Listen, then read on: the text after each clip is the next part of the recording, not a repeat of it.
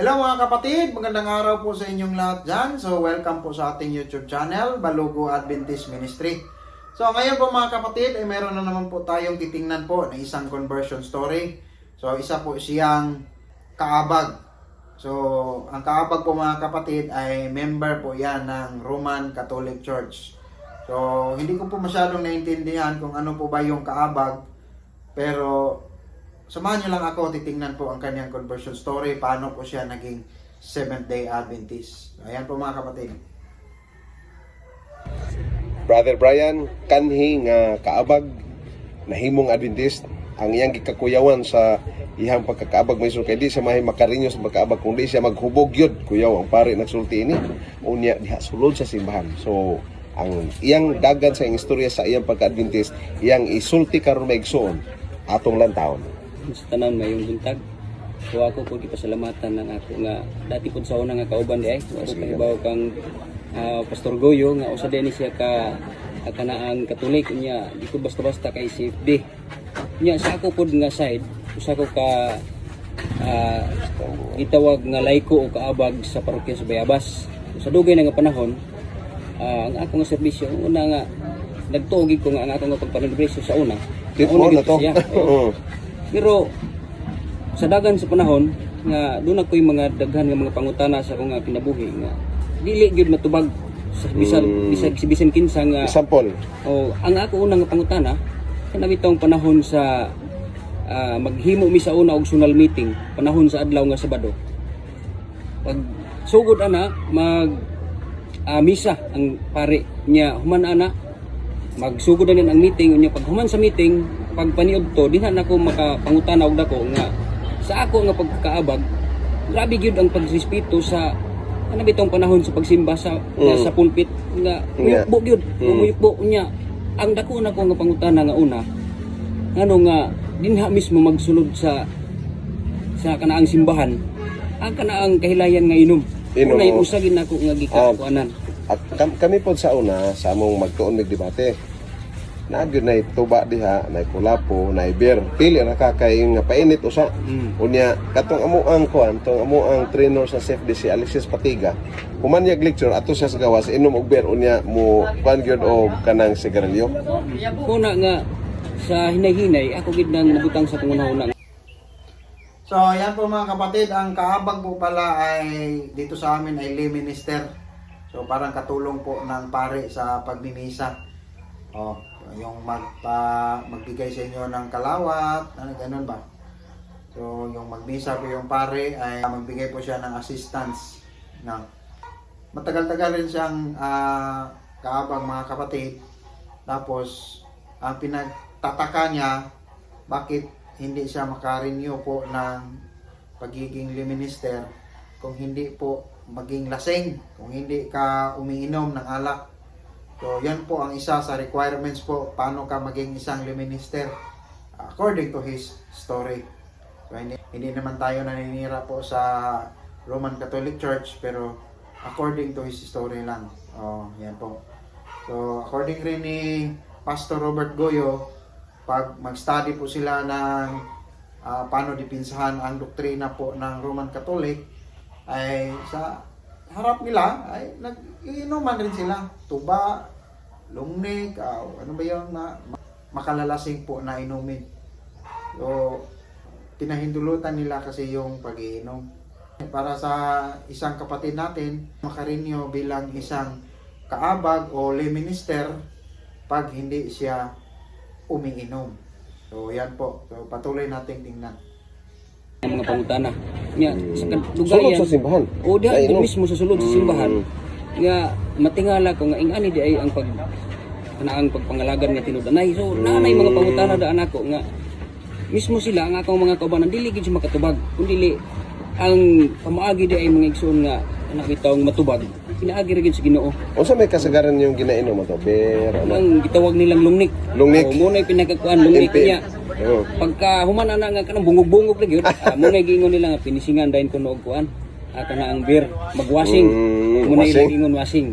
Una nga sa hinay-hinay ako gid nga na ang huna-huna nga dili gid maayo. Nya sa panahon nga nanay renew sa kaabag, kay ang kaabag renew kada tuig mo na si pastor ang renew. Niabot ang panahon nga mo-renew na ang kuan ang mga kaabag. Sa diha nga nag-renew na, didto mi tulo ka adlaw sa kuan sa eskwelahan sa Bayabas nag-renew. Dito nga nag-ingon dayon katong pare nga di lang nato mentionon tong kay naani si karon din he. Amigo po nako na. Oo, nya.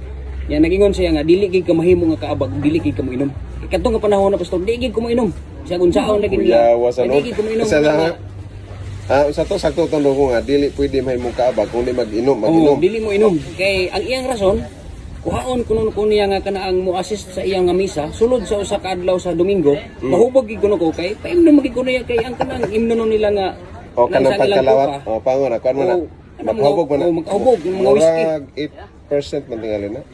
O mo na nga, kung niya mahubog gid kapag abot sa kanaang hapon sa Domingo kay kuhaon ta ka nga ikaw mo assist sa ako sa pagmisa mo na nga pagtuon pag-inom. So ikaduha na nga pangutana nga ngano nga mismo ang pari magtudlo nga ano bitong sa sayop nga pamaagi nga tudloan mo ka sa bisyo. Muna nga sa hinahinay ako gyud na nga butang sa kunahon nga dili gid ni siya maayo.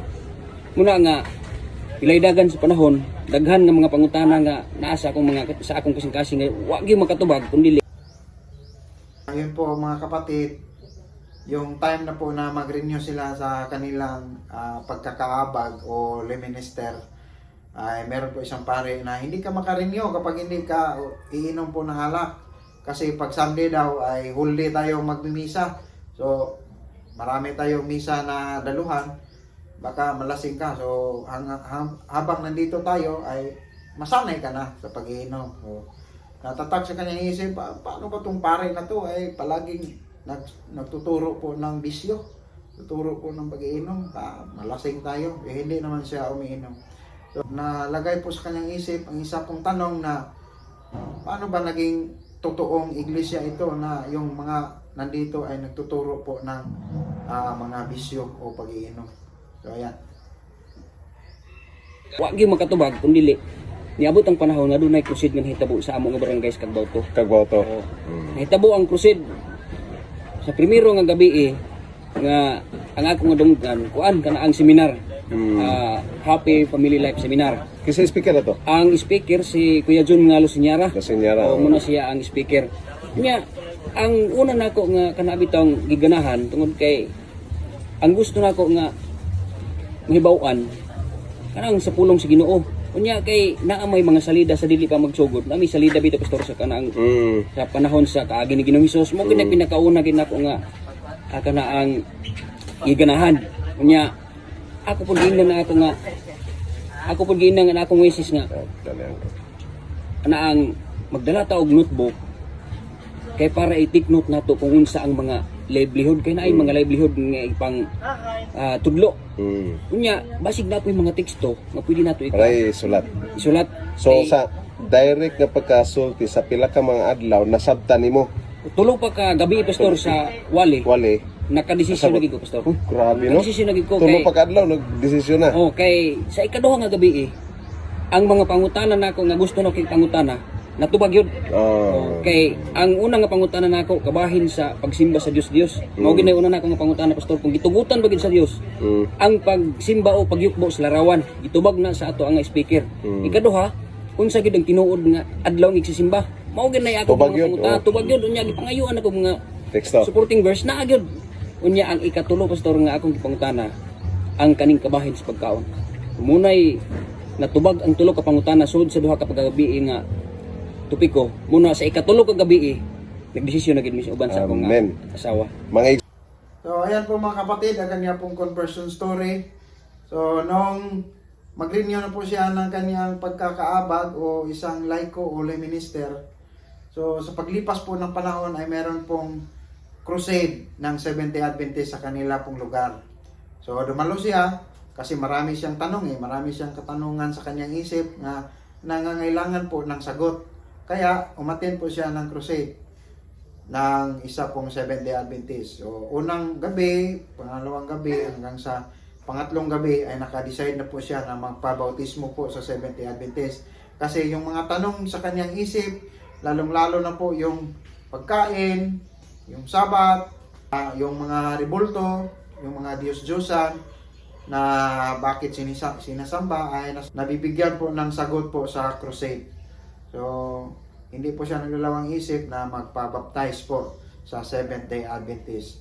So, siguro mga kapatid, hanggang dito na lang po tayo ngayon. Sana po ay meron po tayong natutunan o nakukuha po na mensahe sa ating pong kapatid na dati pong kaabag o laiko o lay minister kanila pong parokya sa Bayabas Parish. Hope na meron po tayong natutunan at ma-apply po natin ito sa ating sarili. So hanggang dito na lang po tayo ngayon. Please don't forget to like, share, and subscribe po sa ating YouTube channel. At pakihit na rin po yung notification bell dyan para po ma-notify kayo pag may video tayong i-upload. Bye-bye!